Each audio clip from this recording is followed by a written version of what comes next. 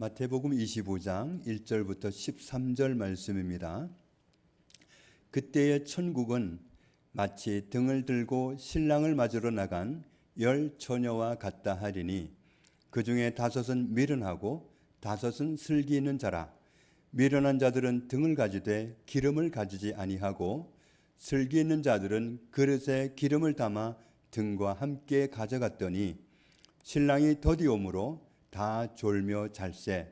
밤중에 소리가 나되 보라 신랑이로다 맞으러 나오라 하매 이에 그 처녀들이 다 일어나 등을 준비할세.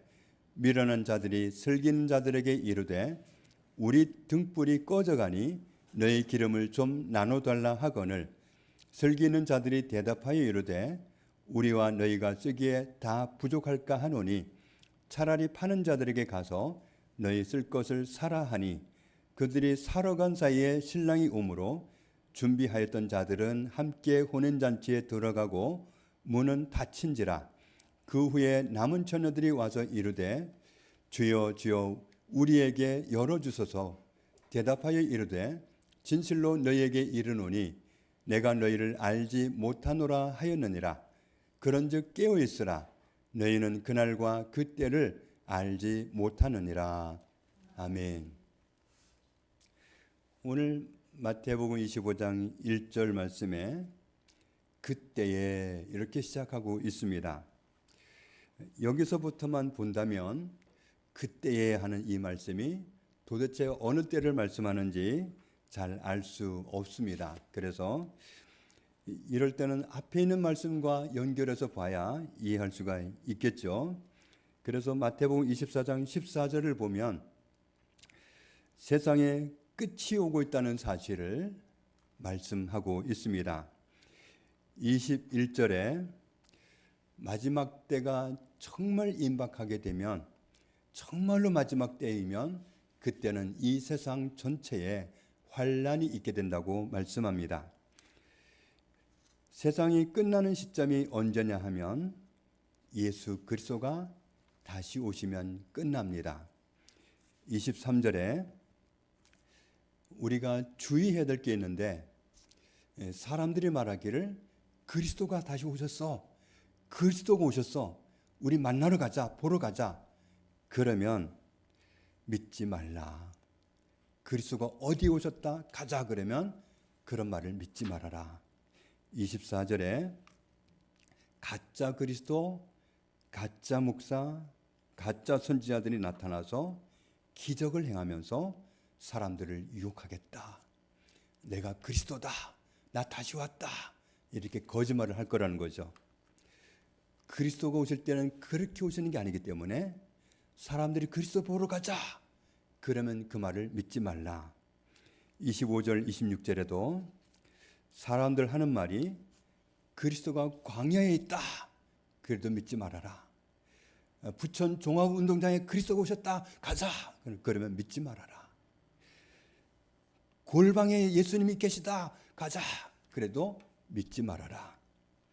27절 같이 읽겠습니다. 번개가 동편에서 나서 서편까지 번쩍임 같이 인자의 임함도 그러하리라. 예수님이 오시면 누가 알려줘야 아는 게 아닙니다.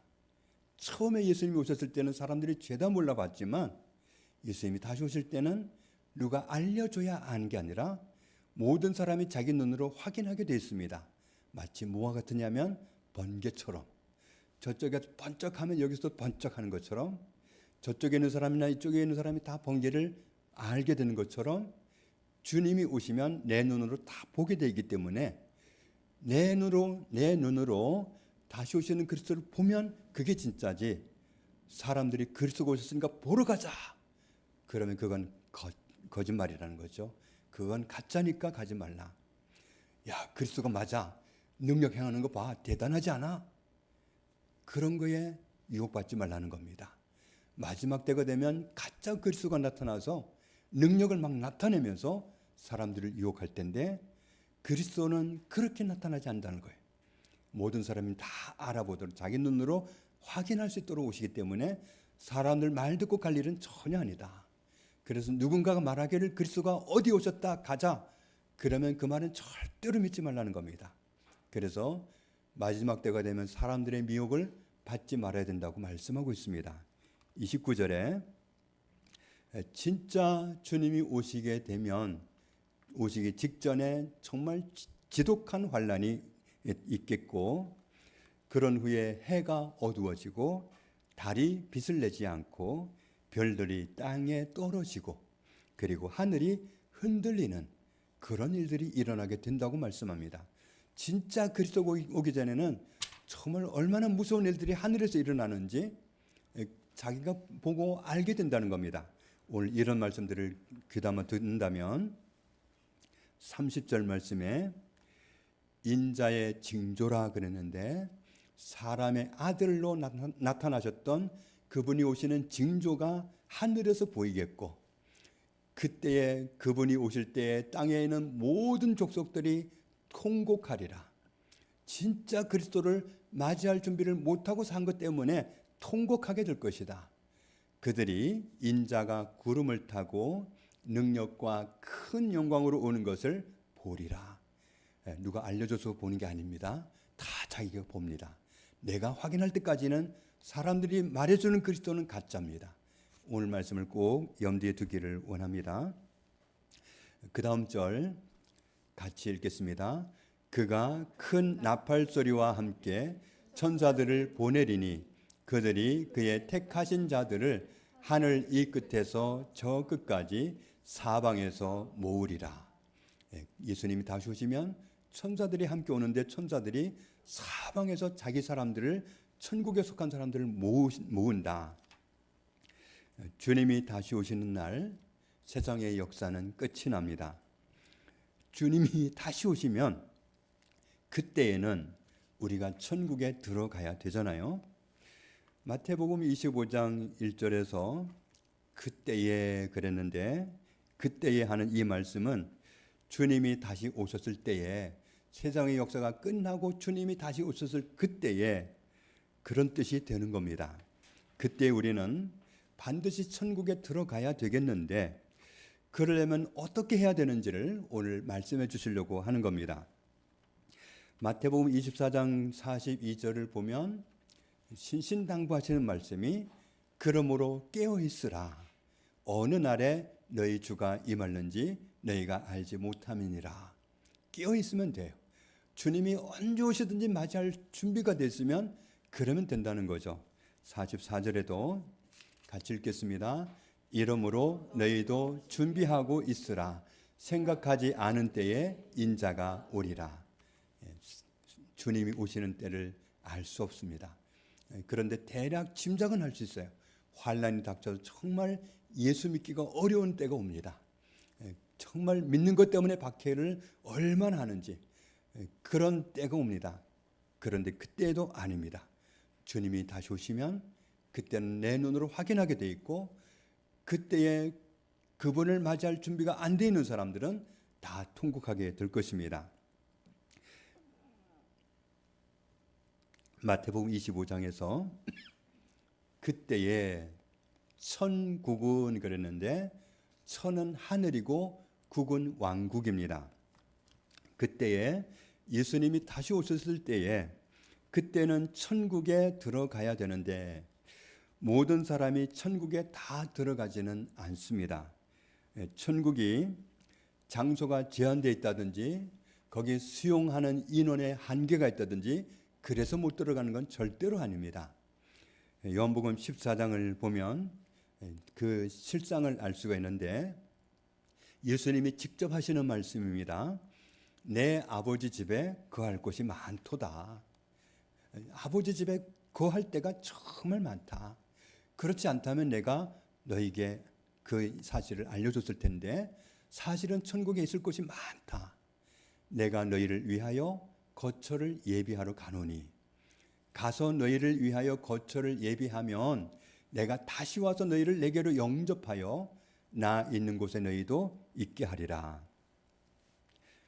주님은 우리를 천국에 살 수 있도록 우리가 살 집을 마련해 놓으시고, 다시 오셨을 때는 우리를 그곳으로 데려가기 위해서 오신다고 말씀하셨습니다. 그런데 마태복음 7장 21절을 보면 나더러 주여 주여 하는 자마다 다 천국에 들어갈 것이 아니요 다만 하늘에 계신 내 아버지의 뜻대로 행하는 자라야 들어가리라. 누가복음 13장에도 말씀했습니다. 어떤 사람이 주님께 여쭈었습니다. 주님, 구원을 받는 사람이 적어요. 그랬더니 하시는 말씀이 좁은 문으로 들어가기를 힘쓰라. 내가 너희에게 이르노니 들어가기를 원해도 들어가고 싶어도 못하는 자가 많으리라. 들어가고 싶지만 못하는 사람이 많다. 천국에 들어가려면 미리 준비가 돼 있어야 돼요. 어떤 조건을 갖춰야 되는지 우리가 말씀을 통해서 준비하고 있으면 그때 주님이 다시 오셨을 때에 천국에 들어가는 것이 아무 문제가 되지 않습니다. 하나님은 모든 사람이 구원받는 거, 모든 사람이 천국에 들어오는 거 정말로 원하십니다. 사실 그게 소원이기 때문에 모든 사람을 구원하기 위해서 예수 그리스도를 구세주로 보내주셨습니다. 예수님이 우리를 구원하시기 위해서 우리 대신 형벌을 받으셨고 우리 대신 죽기까지 하셨습니다. 예수님이 우리 죄값을 대신 지불해 주시고서 우리는 값없이 구원을 받았습니다. 죄 사함을 받는 게 구원이잖아요. 에베소서 1장에는 말씀을 보면 같이 읽습니다. 우리는 그리스도 안에서 그의 은혜의 풍성함을 따라 그의 피로 말미암아 속량 곧 죄 사함을 받았느니라. 우리는 죄 사함을 받았습니다. 그리스도가 대신 형벌을 받으셨기 때문에, 그리스도가 대신 죄값을 지불하셨기 때문에, 예수님 때문에 우리는 죄 사함을 받았습니다. 죄 사함 받기 위해서 우리가 무슨 과정을 거쳤던 것도 아니고 우리가 무슨 죄값을 지불한 것도 아니고 우리는 사실 죄값을 지불할 능력도 없었습니다. 죄값은 죽음이었기 때문에. 그런데 우리가 할 수 없는 그것을 하나님의 아들이 오셔서 대신 하셨습니다. 하나님이 약속하신 대로 예수님이 여자의 후손으로 오셔서 모든 사람을 죄에서 구원해 주셨습니다. 그러니까 모든 사람이 사실은 다 죄사함을 받았기 때문에 천국에 들어가는 데에 있어서는 아무도 결격 사유가 없어요. 다 들어갈 수 있는 은혜를 입은 겁니다. 그리고 우리를 구원하신 자체가 천국으로 부르시기 위해서 구원하신 겁니다. 이 세상에서 천국인으로 살다가 주님이 다시 오셨을 때 우리를 천국으로 데려가시기 위해서, 천국으로 부르시기 위해서 우리를 구원해 내셨습니다. 천국의 죄인은 얼씬도 할 수 없거든요. 하나님 나라 없는 게 죄입니다. 죄인은 갈 수 없는데 우리는 다 죄인이었거든요. 우리는 죄 때문에 갈 수 없으니까 하나님이 아들을 보내서 대신 벌받게 하시고 대신 죽게 하시고 우리를 용서하셨습니다. 그래서 우리는 죄사함을 받았기 때문에 천국에 들어갔는데 사실상 아무 결격 사유가 없습니다.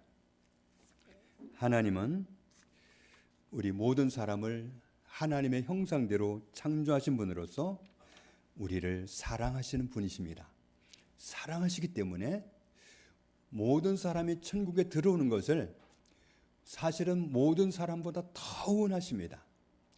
우리는 하나님을 알기 전까지는 하나님 나라 들어가는 걸 사실 원하지 않았습니다. 하나님을 알면 할수록 천국에 반드시 들어가야 되겠다는 사실을 알죠. 그런데 하나님은 모든 사람이 반드시 천국에 오기를 원하셔서 그리스도를 희생하시고 구원받는 문을 열어놓으셨습니다.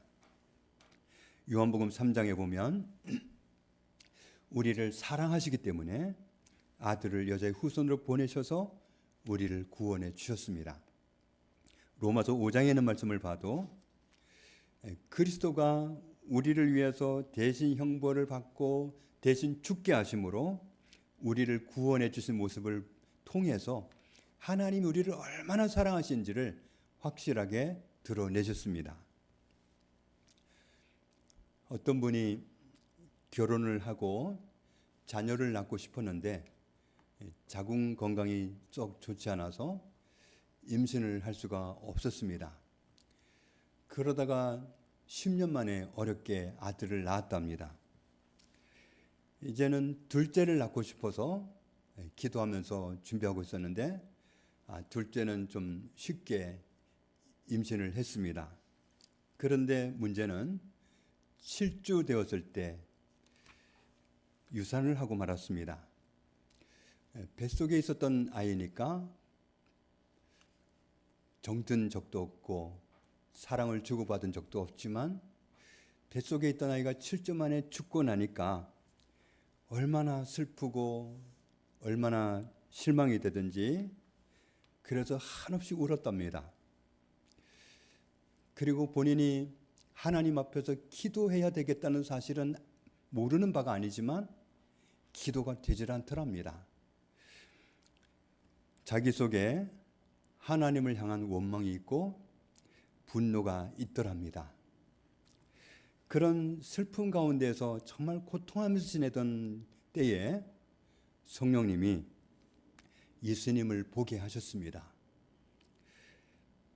나를 사랑하시기 때문에 나 때문에 죄인의 누명을 쓰시는 것을 마다하지 않으시고 잡혀가시고 나 대신 신문을 당하시고 나 대신 조롱당하시고 벌거벗김을 당하시고서 감당할 수 없는 채찍인데 감당하시고 십자가를 지고 엎치락 뒤치락 하면서 골고다 언덕을 끌려가시고 십자가에 달려서 그 고통 가운데서 하나님 저를 왜 버리십니까? 절규하시는 주님의 그 사랑을 확인하고 나서 나를 사랑하사 나를 위해 그 고통당하신 주님을 보고서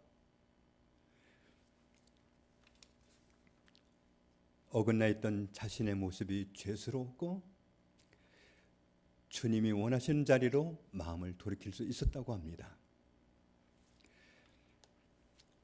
하나님이 우리를 구원하시기 위해서 아들을 대신 보내시고 아들을 대신 죽게 하시는 그런 방법으로 우리를 구원하신 것은 하나님 우리를 정말 사랑하시기 때문입니다. 예수님이 모든 수치와 부끄러움, 모든 고통, 모든 부당함을 당하면서도 부당하다고 한마디도 안 하시고 견뎌주신 것은 우리를 사랑하시기 때문입니다. 그래서 하나님이 나를 그토록 사랑하셔서 그런 큰 대가를 지불하고 나를 구원하신 사실을 발견한 사람들이 하나님을 믿고 하나님을 사랑하게 되는 겁니다. 예수님이 말도 안 되는 함정에 빠져서 고통당하신 것이 황당한 것이 아니라 우리를 사랑하시기 때문에 우리를 위해서 우리를 구원하기 위해서 그런 일을 당할 것을 미리 말씀해 주셨잖아요. 베드로는 주님 그러면 안 돼요 하고 예수님을 만류하려고 했었습니다. 베드로는 그게 예수님을 사랑하는 건 줄 알았어요. 그런데 주님이 그 고통의 잔을 마시지 아니하면 우리가 구원받을 수 없었기 때문에 주님은 정말 그 십자가라는 잔을 외면하고 싶었지만 고집을 부리지는 않으셨습니다. 정말 십자가를 지고 싶지 않습니다. 그러나 나의 원대로 하지 마시고 아버지의 원대로 하십시오. 내가 이 잔을 마셔야 이들이 구원받는다면 감당하겠습니다. 처음부터 주님이 그렇게 말씀하셨습니다. 하나님이 이렇게 우리를 사랑하심으로 구원했다는 사실을 알게 되면 우리는 비로소 철이 들어서 하나님을 사랑하게 되고 예수님을 사랑하게 됩니다. 하나님이 나를 얼마나 사랑하시는지, 예수님이 나를 얼마나 사랑하는지 몰랐을 때 종교 생활을 합니다. 절 다니는 대신에 교회 다니고 다른 거 믿는 대신에 교회 나오고 교회는 다니지만 자기를 위해 살고 자기 마음대로 살고 예수님 사랑 안 하고 하나님 사랑 안 하고 그런 분들 많잖아요. 천국은 하나님을 사랑하는 사람들이 갑니다. 하나님이 나를 얼마나 사랑하시는지 발견하고서 하나님을 사랑할 수밖에 없는 그 자리에 서서 하나님을 사랑하기 시작한 사람들이 천국에 갑니다. 예수님을 사랑하는 사람들이 천국에 가는 겁니다. 하나님이 나를 사랑하신다는 사실을 알게 된 사람들이 하나님을 사랑하고, 예수님이 나를 사랑하신다는 사실을 알게 된 사람들이 예수님을 사랑하게 됩니다. 요한일서 4장에서 말씀합니다. 사랑하는 자들아, 우리가 서로 사랑하자. 사랑은 하나님께 속한 것이니 사랑하는 자마다 하나님으로부터 나서 하나님을 알고, 사랑하지 아니하는 자는 왜 그러냐? 하나님을 알지 못해서 그렇다. 하나님은 사랑이십니다. 하나님의 사랑이 우리에게 이렇게 나타난 바 되었으니, 하나님이 자기의 독생자를 세상에 보내시고 그로 말미암아 우리를 살리려 하심이라. 사랑은 여기 있으니 우리가 하나님을 사랑한 것이 아니에요. 하나님이 우리를 사랑하사 우리 죄를 속하기 위하여 화목제물로 그 아들을 보내셨습니다.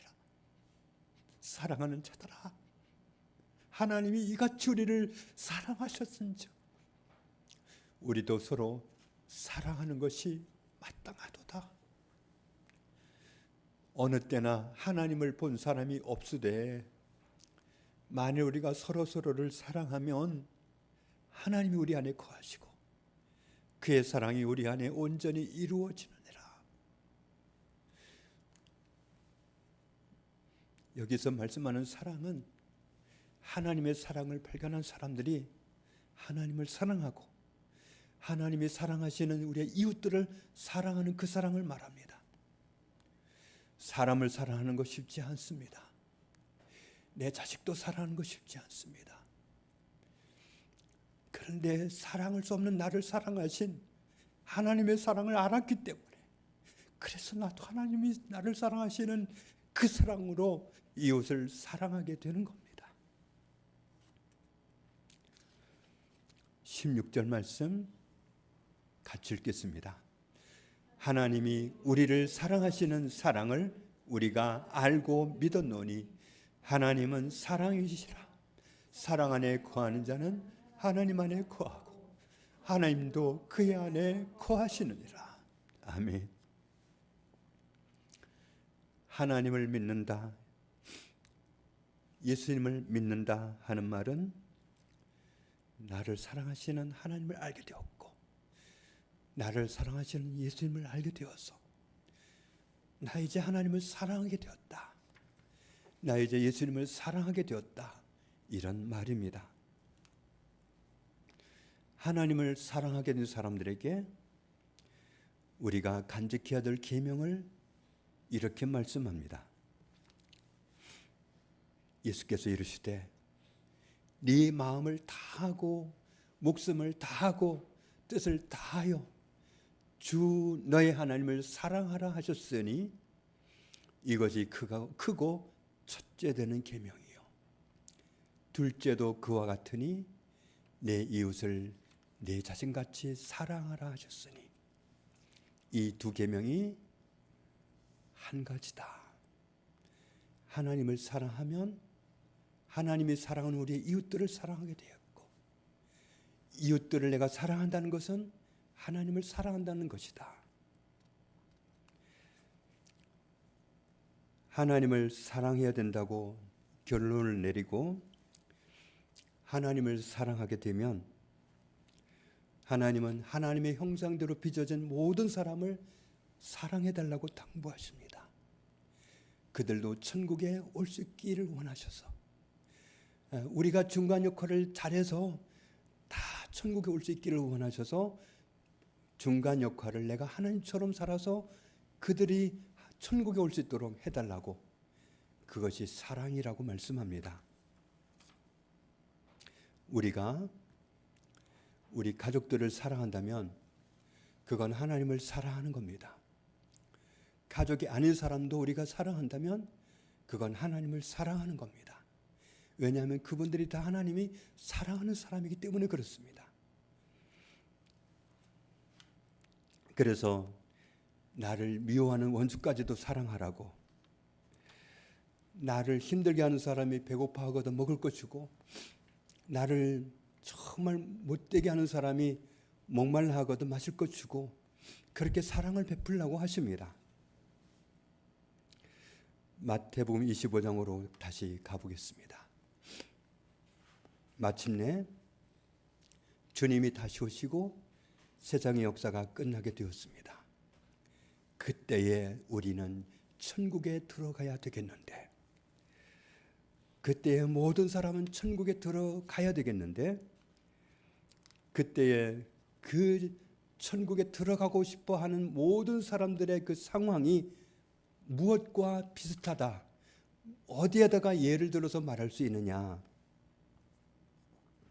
천국을 발견한 사람들이 천국으로 들어가려고 하는 그 모습이 마치 어떤 모습과 비슷하다고 할 수 있느냐 하면, 등불을 들고서 신랑을 맞이하러 나가게 된 10명의 소녀와 비슷하다. 이스라엘에서는 결혼식을 특별히 밤에 하잖아요. 그런데 결혼식 날은 정말 느긋합니다. 결혼식 할 때는 시간 제한이 없어요. 결혼식 할 때는 신랑이 나타나는 시간이 결혼식 하는 시간이, 신랑이 아무리 늦게 와도 아무도 말하지 않습니다. 아무도 원망하거나 불평하지 않습니다. 신랑은 언제 와도 상관이 없어요. 그런데 신랑이 나타나는 그 시간에 결혼식을 시작합니다. 잔치집은 물론 초저녁부터 잔치 분위기입니다. 그날은 모든 사람이 즐거워하고 기뻐합니다.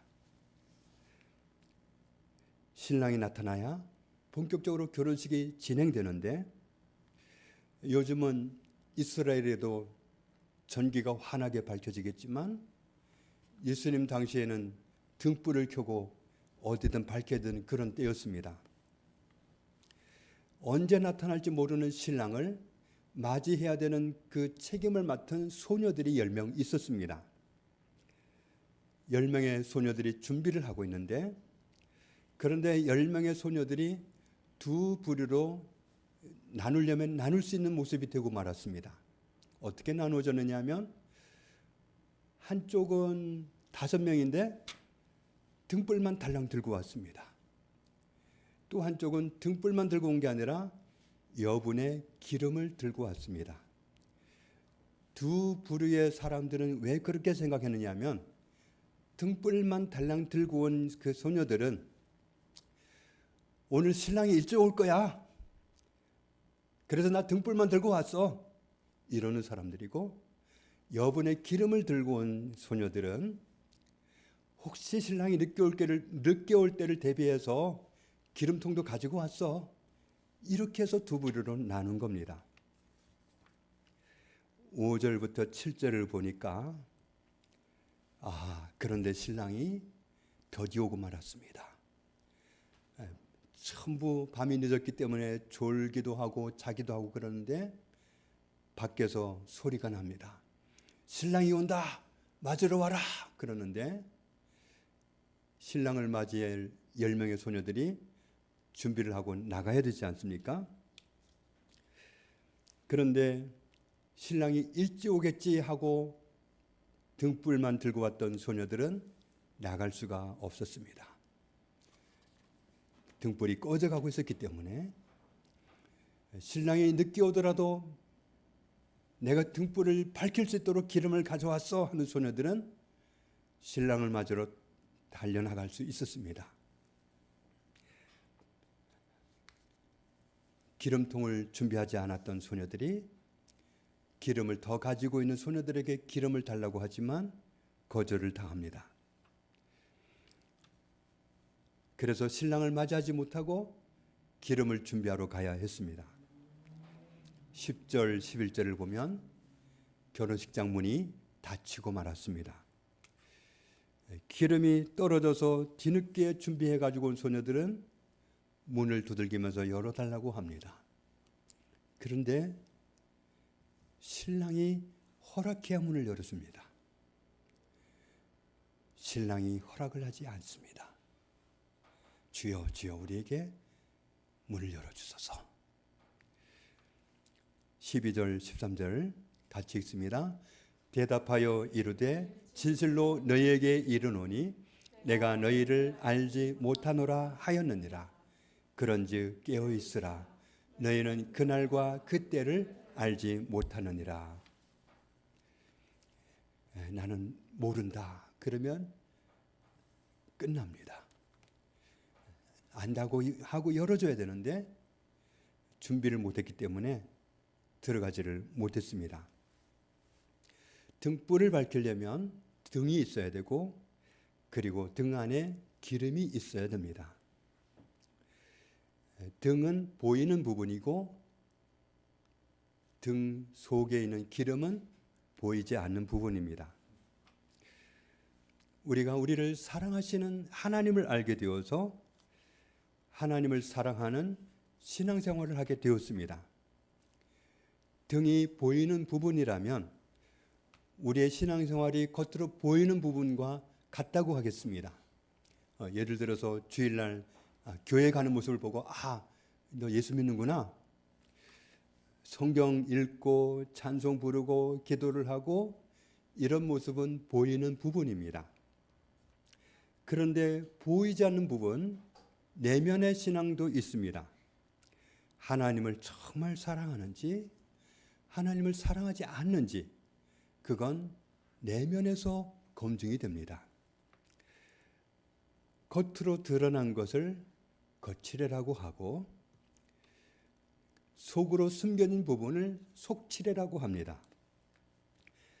사전을 봤더니 겉칠해는 겉만 보기 좋게 꾸며내는 일, 속칠해는 무엇의 속을 잘 손질해서 모양을 냄, 그런 뜻입니다. 사람들은 겉칠해만 보는 경우가 허다합니다. 교회 웬만큼만 다니면 다들 독실한 크리스찬이라고 인정해 줍니다. 그런데 하나님은 겉칠해만 보지 않습니다. 하나님은 중심을 보십니다. 사무엘상에서 말씀하신 것처럼 여호와께서 사무엘에게 이르시되 그의 용모와 키를 보지 말라. 내가 이미 그를 버렸노라. 내가 보는 것은 사람과 같지 아니하니 사람은 외모를 보거니와 나 여호와는 중심을 보느니라. 하나님은 사무엘이 이 사람이겠구나. 하나님이 이 사람을 왕으로 예비하셨구나 짐작했던 사람을 아니라고. 나는 그를 버렸다고. 너는 그 사람은 겉을 보고 마음에 들어하니 나는 겉만 보지 않는다. 나는 속을 본다. 그러면서 하나님을 진짜 사랑했던 다윗을 이스라엘의 두 번째 왕으로 선택하셨습니다. 하나님은 중심을 보십니다.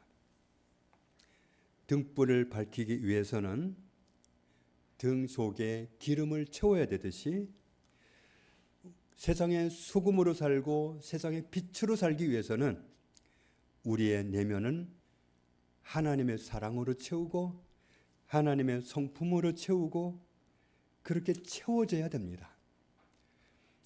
마태복음 5장을 보면 사람이 등불을 켜서 말 아래에 두지 아니하고 등경 위에 두나니 이러므로 집안 모든 사람에게 비치느니라. 이같이 너희 빛이 사람 앞에 비치게 하여 그들로 너희 착한 행실을 보고 하늘에 계신 너희 아버지께 영광을 돌리게 하라. 마태복음 5장 처음부터 보면은 속 사람이 하나님으로 채워져야 되는데 그게 안 채워져서 늘 가난하고 4절에는 하나님을 모르고 살아가는 사람들을 보면 정말 눈물이 나고 마음이 아프고 다른 사람들을 대할 때 내 감정이나 내 기분으로 대하지 않고 주님이 원하시는 온유한 성품으로 대하고,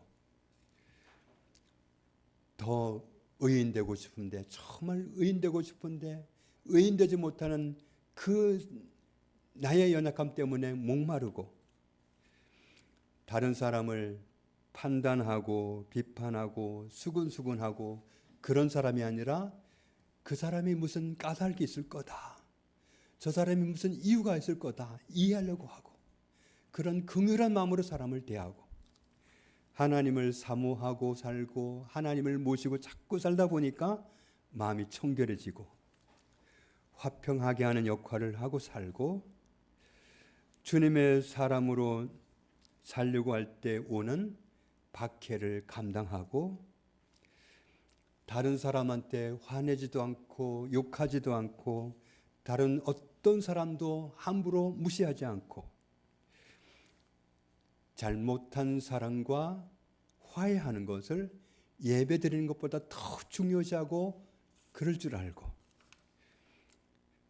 마음으로도 죄를 짓지 않고 악한 사람이라도 복수하겠다고 하지 않고, 원수도 사랑하고 박해하는 사람을 위해서 기도할 줄 알고, 왜냐하면 하나님이 다른 사람에게, 저 사람에게 어떻게 하기를 원하는지 알았기 때문에, 저 사람도 하나님의 사랑을 알고 하나님께 돌아오게 하려고 나를 통해서 그렇게 하기 원하시기 때문에 나도 사랑으로 그렇게 대하는 거죠.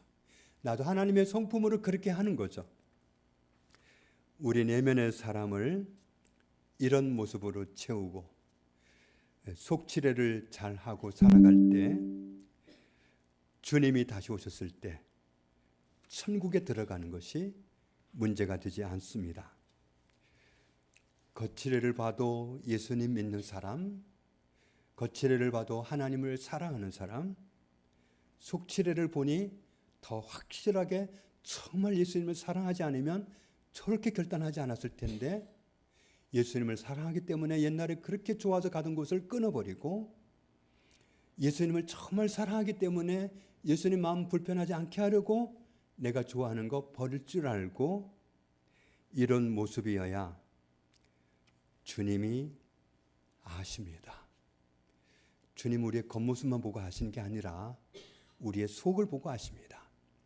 주님을 사랑하기 때문에 어떤 결심을 했는지, 어떤 결단을 했는지, 무엇을 포기했는지, 무엇을 버렸는지 주님이 아시기 때문에 안다고 하시고, 그런 내면의 결단 없이 겉으로만 하나님을 사랑하는 것 같고, 그럴 때에는, 거칠에만 있을 때에는, 그때에 천국에 들어가기가 곤란해지는 겁니다.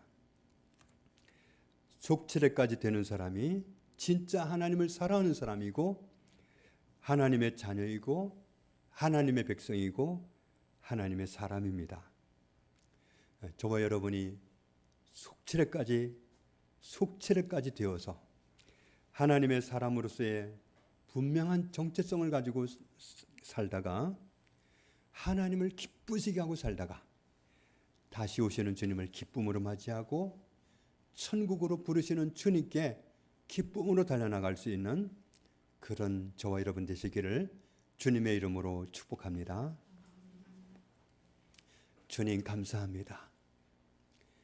겉칠에만이 아니라 속칠에까지 되기를 원합니다. 우리 중심이 하나님을 사랑하는 마음이 가득하게 해주시고, 우리 중심이 나를 사랑하시는 예수님께 불편하지 않게 해드리려고 사랑이 가득하게 해주옵소서.